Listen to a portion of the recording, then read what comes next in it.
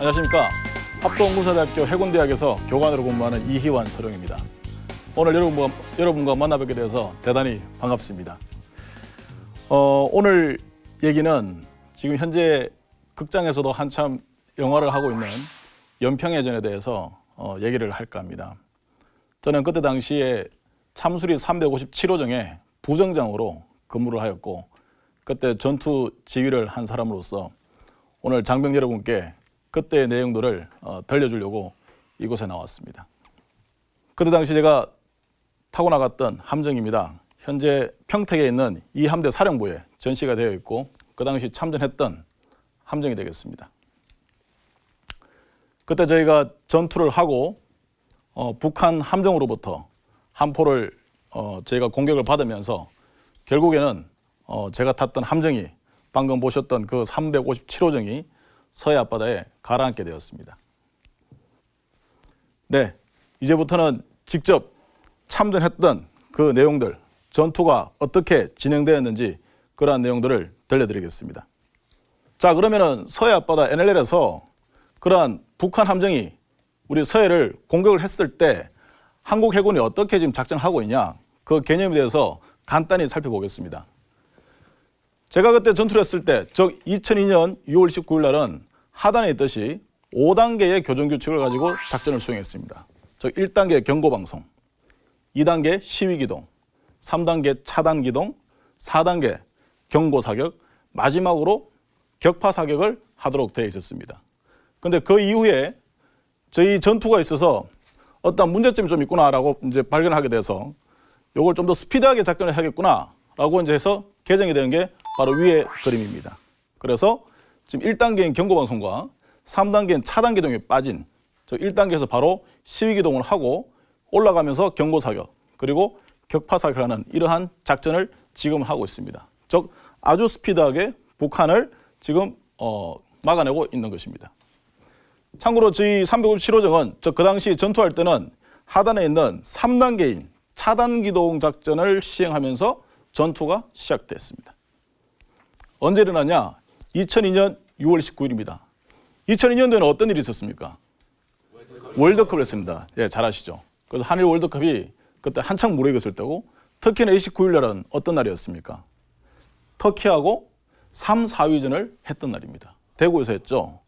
그날 저희는 서해에서 북한 함정과 전투를 했습니다. 현재 보시는 그림은 현재 연평도 근해 서해를 지금 보시고 있습니다. 지금 노란색으로 있는 실선이 NLL이 되겠습니다. 쉽게 말해서 육군에는 MDL 군사분계선이 있죠. 즉 바다 위의 해상에서는 NLL이 있습니다. 그럼 우리 하해군은 현재 뭘 하고 있냐? 여기 있는 연평도라는 지역에 볼 것입니다. 연평도 지역에 우리 고석정이 대기하고 있으면서 지금 보시는 그림과 같이 3개 편대로 즉 256편대, 232편대, 253편대 즉 3개 편대 한 편대는 2척의 고석정이 구성되어 있고 각 3개 편대가 위치하여서 첫 번째 임무는 당연히 북한의 대북 경계 강화입니다. 두 번째는 부가적인 임무로 현재 조업 통제선 위에서 우리 어민들이 조업 통제를 안전하게 잘할 수 있도록 도와주고 있습니다. 누구를? 원래는 해경이 작전을 해야 되죠. 근데 그 부분을 우리 해군에서 부가적으로 임무를 도와주고 있습니다. 아무튼 가장 중요한 것은 이곳에서 북한 경비정에 대해서, 즉 북해군에 대해서 우리가 지속적으로 대북 경계 강화를 하고 있는 임무를 하고 있다.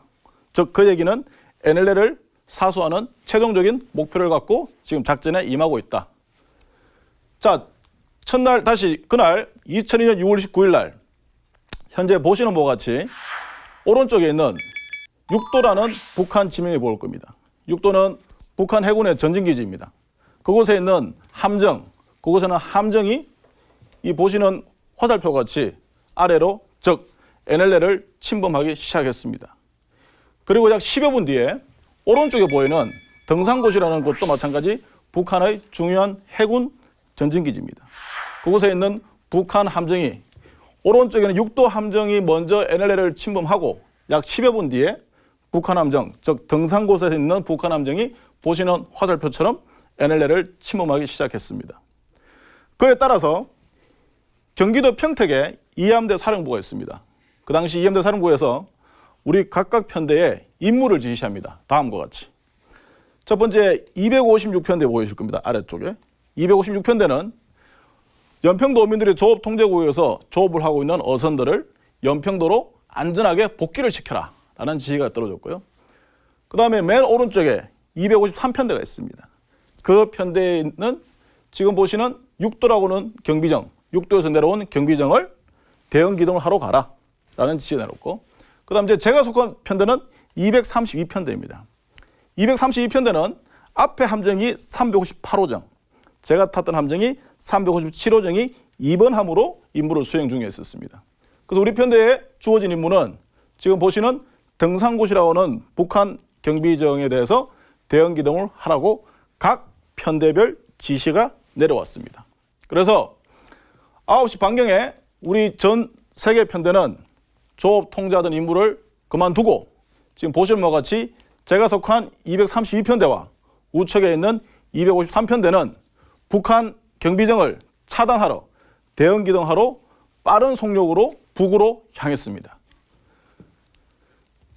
계속적으로 북으로 향하고 있는데 오른쪽 편 보시는 바와 같이 육도에 있는 북한 경비정이 이렇게 그림과 같이 NLL, 즉 우리 대한민국의 영해를 침범했습니다. 침범해서 화살표 같이 다시 북으로 향하는 모습입니다. 침범을 하여 253편대가 파란색 화살표처럼 격퇴를 하는 모습입니다. 그 당시에도 상호 간에 사격은 있었습니다. 하지만 서로 간의 데미지는 없이 이 상황은 종료가 됩니다.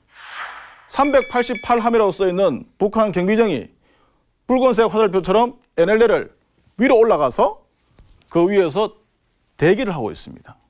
그 다음 제가 전투를 했던 국면은 왼쪽 편입니다. 684번 함이 그림처럼 NLL을 침범을 하였고 우리 232편대는 사령부 지시에 따라서 대응 기동을 하러 신속하게 북상을 하였습니다. 거리가 약 5마리 주었을 때, 즉 북한 함정과 제가 탄 함정이 5마리 주었을 때 앞에 있는 이희원 소령은 당시 계급은 중이었습니다. 357호정 부장으로서 작전을 보좌하고 함의 함포를 운영하는 포술장이라는 임무를 수행을 했었습니다. 그래서 대공사안경으로 북한 함정을 보았습니다. 보고서 다음과 같이 제가 앞에 함정인, 즉 우리 편대를 지휘하는 편대장님 타고 있는 앞에 함정 358호정에 다음과 같이 제가 보고를 하게 됩니다.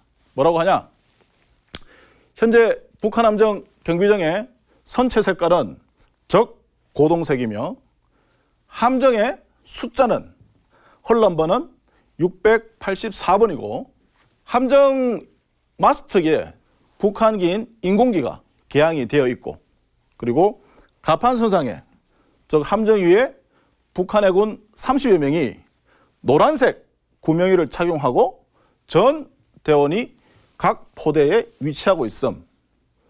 마지막으로 북한 함정 조종실인 조타실에 하얀색 바탕에 검정색 글씨로 김정일 장군을 위하여 이 한 목숨 바쳐 사수하자라는 글자가 적혀 있음을 앞에 지휘함에 제가 보고를 직접 했습니다.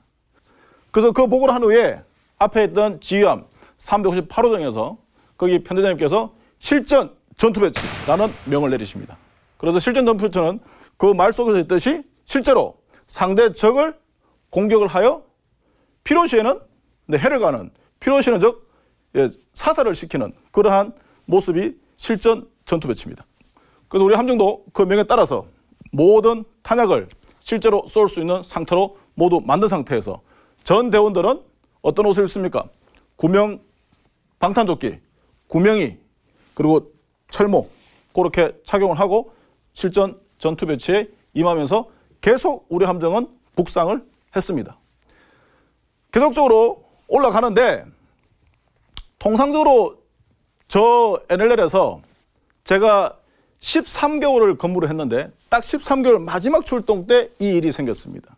근데 그전에도 수십 회를 저와 유사한 경험을 제가 하게 되는데 대부분은 NLL까지 와서 NLL에서 살짝 선을 걸치고 올라가는 게 일반적인 모습이었습니다.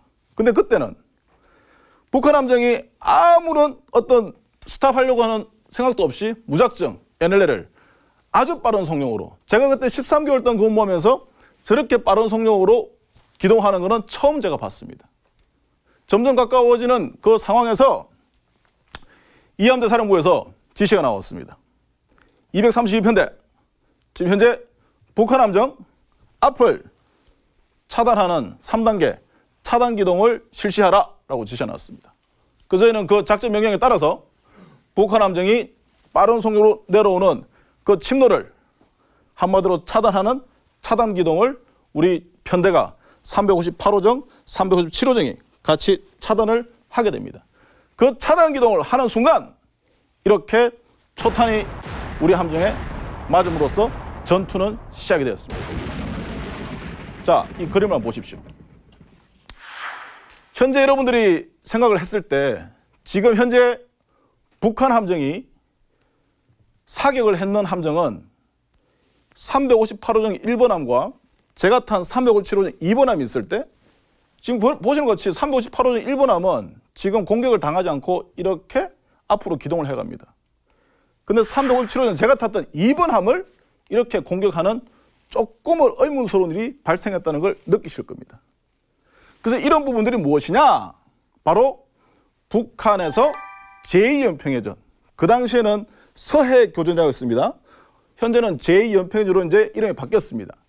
제2연평해전은 북한이 치밀하게 계획을 세워서 우리 대한민국 영해를 불법으로 도발한 명백한 행위였다라는 것을 증명해주는 하나의 팩터입니다. 그래서 그러한 부분들을 제가 이제 지금부터 몇 개를 더 좀 말씀을 드릴 겁니다. 자, 그 다음에 이제 358호정이 앞을 지나가고 우리 함정이 이제 이렇게 뒤를 지나가는데 초탄을 북한 함정이 공격을 했습니다. 그때 당시에 포탄들이 아까 처음에 제가 말씀드렸던 약 250발이 넘게 저희가 공격을 당했다고 했어요. 근데 그 많은 발사탄수가 참수리 357호정 37m라는 길이에 그 발사탄수는 아주 많은 발사탄수입니다. 그런데 지금 이함대 평택에 가보면 거기에 전시되어 있는 함을 가보면 그 많은 발사탄수가 막 이렇게 산재에서 공격당하지 않았어요. 즉 무슨 말이냐? 그 많은 발사탄수가 딱 지정되어 있는 아주 중요한 개수들만 공격을 했다는 것이죠. 즉 쉽게 말해서 함포라든지 그 다음에 엔진실이라든지 그 다음에 조정실이라든지 이렇게 아주 중요한 곳만 공격을 했다. 그 얘기는 그야말로 치밀하게 계획적으로 내려와서 소위 조준을 하지 않고서야 할 수 없는 일이라는 것이죠. 이러한 부분들.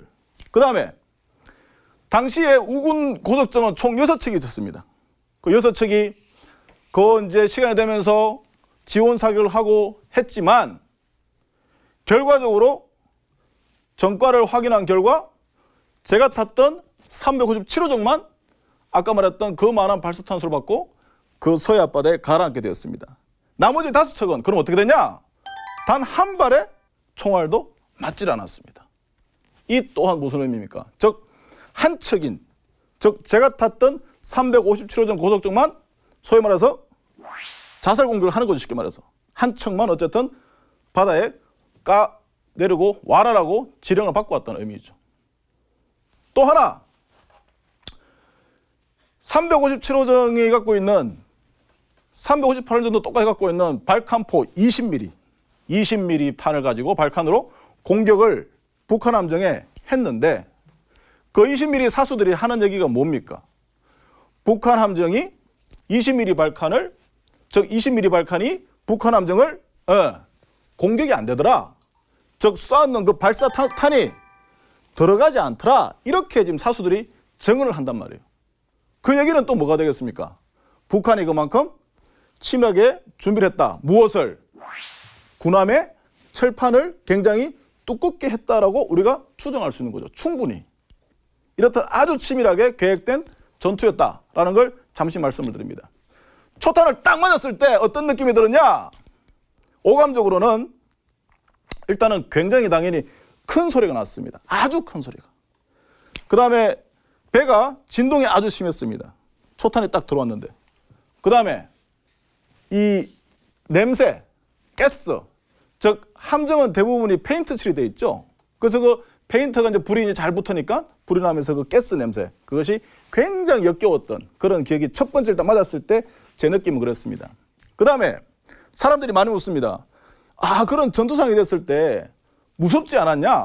이런 심리적인 부분을 많이 제가 질문을 받았거든요. 근데 이것은 우리 대원들하고도 이렇게 한 번씩 만나면서 얘기를 해봤지만은 실제 전투라는 이제 경험에 비춰보면 그때 당시에 제가 무섭다, 뭐 힘들다, 괴롭다 이런 어떤 사람의 감정을 나타내는 심리적인 것들이 전혀 생기지 않습니다. 무슨 말이냐면은 작전에 계속 몰입해 있기 때문에 그런 감정적인 부분들이 전혀 아예 생기지 않더라고요. 그래서 계속 그 전투에 어쨌든 집중이 돼 있어서 그런 결혈이 전 자체가 안 생기더라고요. 그런 부분이 또 있었다는 걸 좀 말씀을 드리겠습니다. 자, 그래서 전투를 하면서 그런 첫 번째 초탄에 들어왔을 때 이제 대부분 우리는 의사소통을 이렇게 헤드셋에 이렇게 마이크가 달려있는 그걸 통해서 상호간 의사소통을 하는데 이 의사소통, 다시 이 마이크로 계속 올라오는 계속 그 내용들은 뭐냐? 첫 번째는 부상자들. 누가 다쳤다. 누가 죽은 것 같다. 그 다음에 어디가 불난 것 같다. 불이 났다. 그 다음에 무엇이 지금 작동이 된다. 안 된다. 이런 얘기들. 그런 소위 말해 좀 각종 전투 상황에서도 좀 데미지 부분들. 왜냐하면 배가 그렇게 큰 배가 아니기 때문에 쉽게 데미지가 날 수 있는, 또한 그때 우리가 전투를 했던 것이 뭡니까? 그렇게 멀지 않은 거리였거든요. 소위 근접 전투였기 때문에 데미지가 많이 날 수밖에 없는 상황이었다는 겁니다. 전투 상황이었답니다. 그래서 그렇게 계속 보고되는 내용들이 대부분이 데미지 내용들, 그런 피해 보고들이 많이 제가 받았던 기억이 납니다. 여기 지금 이제 사람들이 일부 표현되어 있습니다. 지금 현재 여기 태극기 밑에 있는 21포 방칸, 그리고 여기 한미에 있는 22포 발칸, 여기에 사수들이 전부 다 전투를 하다가 북한에 쏜 포에 그대로 다 맞아서 그 안에 포에서 사격을 하다가 현장에서 전사를 다 하게 됩니다. 두 명 다 공이 이 손잡이를 꽉 잡고서 그대로 그냥 머리 받고 이렇게 다들 전사를 하게 돼요. 그 다음에 여기 지금 현재 왼쪽에 있는 서후원 중사, 실제로는 내연사 엔진을 하는 사람인데 M60 해군에서는 특수 직무 분담표를 해서 전투 상황이 되면 각자 위치가 있습니다.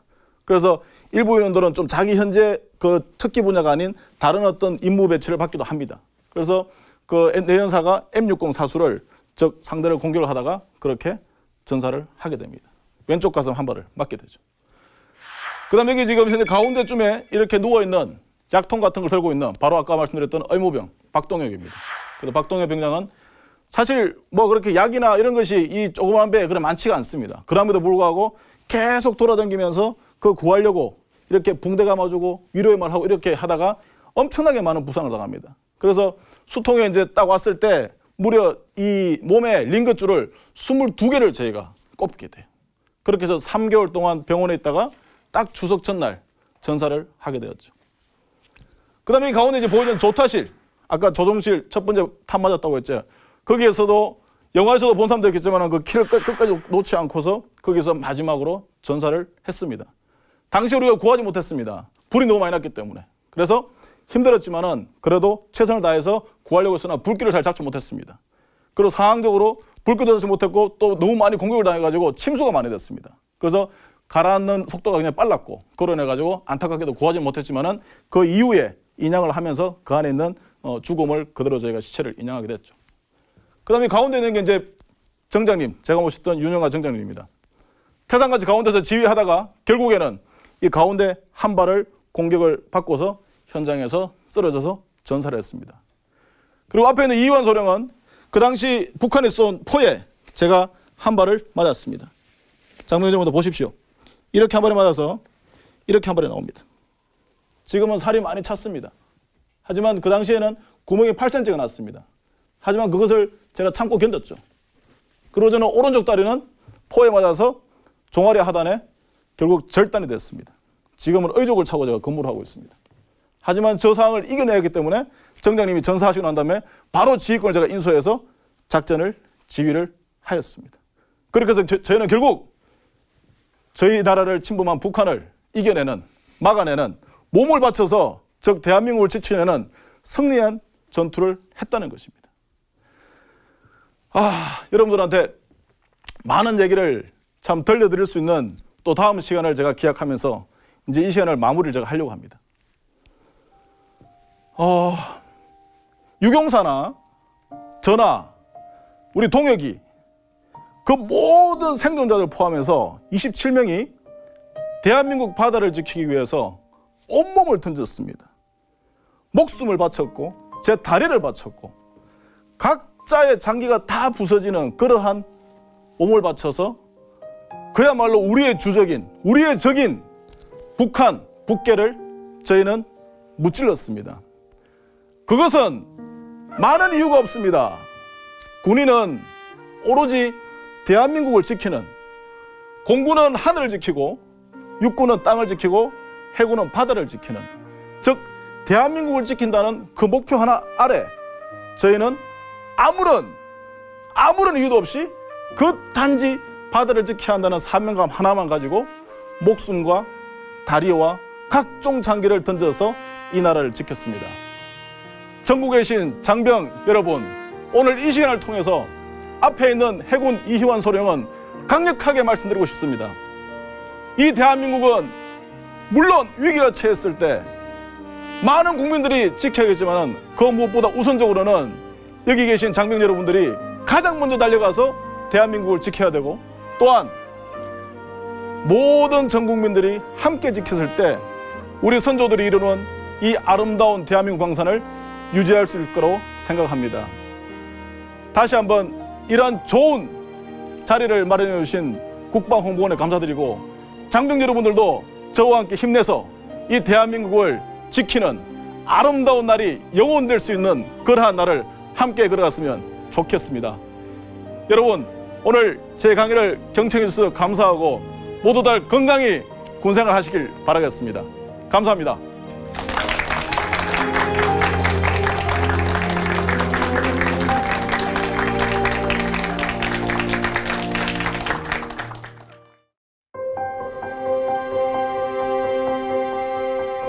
주라.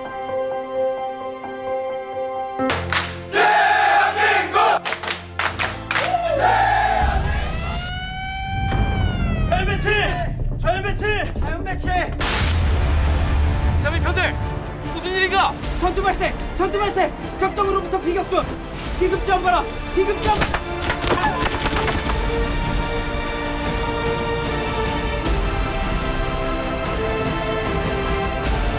양현 앞으로 전속 기호를 펼쳤다.